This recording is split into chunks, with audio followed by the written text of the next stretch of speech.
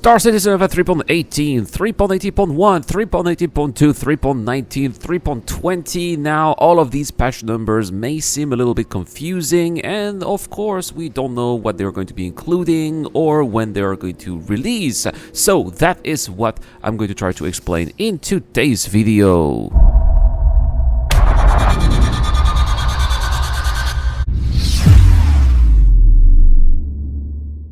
So, the patch that we currently have in the live servers is Star Citizen over 3.18. It was released last month and we all know how rough it was. There has been plenty of documented videos about just how impossible it has been for players, still now by the way, for some players to just connect into the game servers. So, Star Citizen developers at Cloud Imperial Games are doing their best to try to solve the situation with hotfixes and of course a new patch 3.18.1 which should resolve those server issues.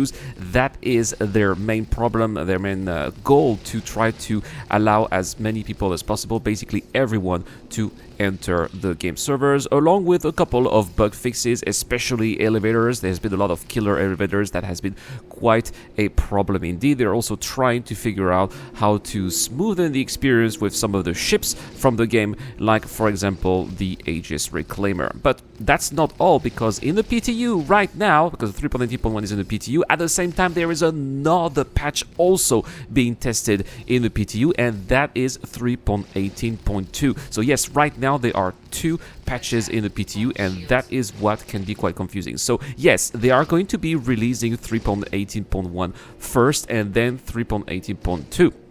Also, it's worth noting that 3.18.1 will have a partial wipe, so you're going, in theory, going to keep your reputation, you are going to keep also your money. That's what it said, although that is to be confirmed because there has been quite a few exploits resulting in a lot of people making billions of alpha UEC. But as of right now, with 3.18.1, you should be able to keep your money and your reputation, but you will lose the items that you would have collected over the different weeks if you have been able to play. So that's quite a bummer, but it is what it is. Next, 3.18.2 focuses more on bug fixes here. So 3.18.1 more on the backend services, 3.18.2 more on the bug fixes. They also are trying to get some of the dynamic events back. Right now in the PTU, 3.18.2 PTU, they are testing Xenothreat and Jumptown 2.1 as well, along with a multitude of bug fixes regarding especially the exploits that are plaguing Star Citizen of 3.18 and probably are also going to be 3.18.1 because those exploit fixes are coming with 3.18.2. We should expect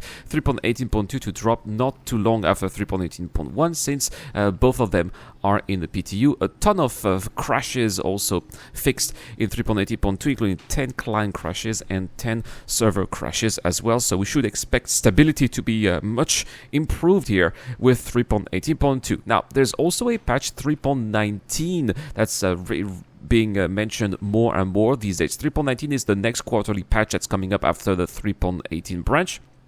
And 3.19 apparently will go in the PTU as soon as 3.18.2 gets released. Now, how long is 3.18.2 going to be in the PTU? That is the question, of course, but they did say that they do not want to be wasting any time. What I suspect is that the 3.19 patch that we are going to have in this quarter, quarter 2, was the patch that we were supposed to have in quarter 1. And so a lot of these features are already ready, they're already finished. There's a lot of polishing that's been happening behind, perhaps because of staggered development, that thing that they talked about a long time ago. And so it's possible that we could indeed have Star Citizen Alpha 3.19 well earlier than we normally do when we have those quarterly patches, which normally come at the end of the quarters. The end of this quarter is the end of the month of June. We are at the beginning of the month of April. 3.18.1 should come really soon in the live servers, followed by 3.18.2. We could see 3.19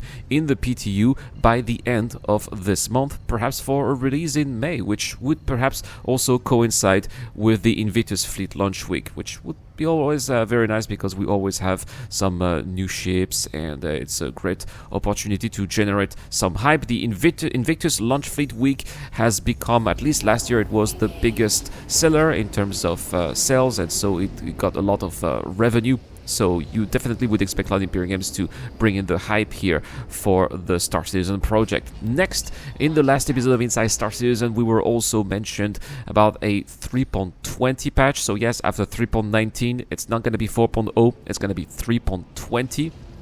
Now, we do not know what 3.20 is going to include, but I suspect that this one will be coming for this year's CitizenCon. So that's what we should be expecting. Perhaps finally the Hull C, which we have seen, but it's not on the roadmap. Some improvements with the economy as well that we desperately need. Maybe player-owned hab and player-owned hangars. These are some features that a lot of players are anticipating, and Cloud Imperium Games know about that. They have not talked about it that much lately. Perhaps they are going to show that in a demo, and that will come up with a new patch. And then after 3.20, we just don't know. Is it going to be 4.0 that they are going to try to push after that, or will be a 3.21?